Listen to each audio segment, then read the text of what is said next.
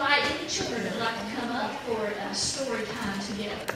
You can make your way up. You have. Okay, a few of you have. Well, listen to this story this morning as we remember about thinking about eating, and I want you to watch for the pictures up there. It should have been a perfect summer, but it wasn't.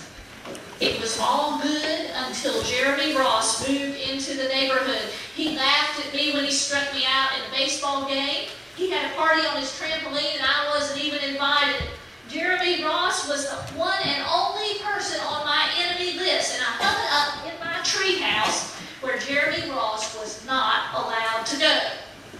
Now, Dad understood things like enemies. He told me a good way to get rid of them. I asked him how. He said, tell you how, I'm going to show you how. He pulled a really old recipe book off the kitchen shelf. Enemy pie, he said, satisfied. You may be wondering exactly what enemy pie is. But Dad said that the recipe was so secret that he could not even tell me. I will tell you this, he said, enemy pie is the fastest known way to get rid of enemies. What kind of disgusting things would I put into a pie for an enemy? I brought Dad some weeds from the garden, but he just shook his head no. I gave him some gum that I'd been chewing on all morning, and he gave it right back to me. Enemy pie was going to be awful. But when I was in the backyard looking for ladybugs, I smelled something really, really, really good. As far as I could tell, it was coming from our kitchen. I went to ask Dad what was wrong. The enemy pie shouldn't smell this good, but Dad was smart. If enemy pie smelled bad, your enemy would never eat it, he said.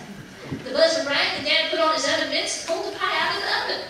Well, it looked just like plain old pie. I wasn't really sure how this enemy pie stuff worked. What exactly did it do to the enemies? I asked Dad, and he was no help. He would tell me one thing, though. He said that there is one part of enemy pie that I could do. In order for it to work, I had to spend one whole day with my enemy. While the pie cooled, that was my job. Did you want to go through with this, my dad asked. Of course. All I had to do was spend one day with Jeremy Ross, and then he'd be out of my hair for the rest of my life. I rode my bike to his house, and I knocked on his door. When Jeremy opened the door, he was kind of surprised. Can you play, I asked. I'll go ask my mom. And he came back, and he had his shoes in his hands. We rode bikes for a while, and we played on the trampoline, and Jeremy's mom made us lunch, and after lunch, we went over to my house. It was strange, but I was kind of having fun with my enemy. Jeremy Ross knew how to throw a boomerang, and when I threw it, it went over my house and into the backyard. When we climbed over the fence to find it, the first thing that Jeremy noticed was my tree house. Can we go in it? He asked. I knew he was going to ask me that. But he was the top person, the only person on my enemy list, and enemies are not allowed in my tree house. But he didn't have to throw a boomerang, and he didn't have me over for lunch, and he didn't let me run his trampoline. He wasn't being a very good enemy. Okay, I said. I caught up ahead of him and I tore the enemy list off the wall. We played games until Dad called us down for dinner. Maybe Jeremy Ross wasn't so bad after all. I was beginning to think that maybe we should just forget all about the enemy pie. But sure enough, after dinner, Dad brought the pie out. Dad dished up 3 plates side by side. It was at this point that I panicked. I didn't want Jeremy to eat the enemy pie. He was my friend. I couldn't let him eat it. Jeremy, don't eat it. It's bad pie. I think it's poisonous or something.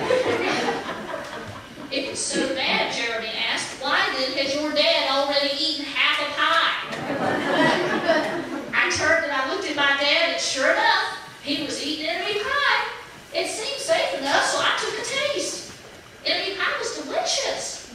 After dessert, Jeremy rode his bike home, but not before inviting me to come over and play on his trampoline the next morning. As for enemy pie, I still don't know how to make it. I still wonder if enemies really do hate it, but I don't know if I'll ever get an answer because I just lost my best enemy. Bad thing is. You know, after church today, we're going to eat some pie.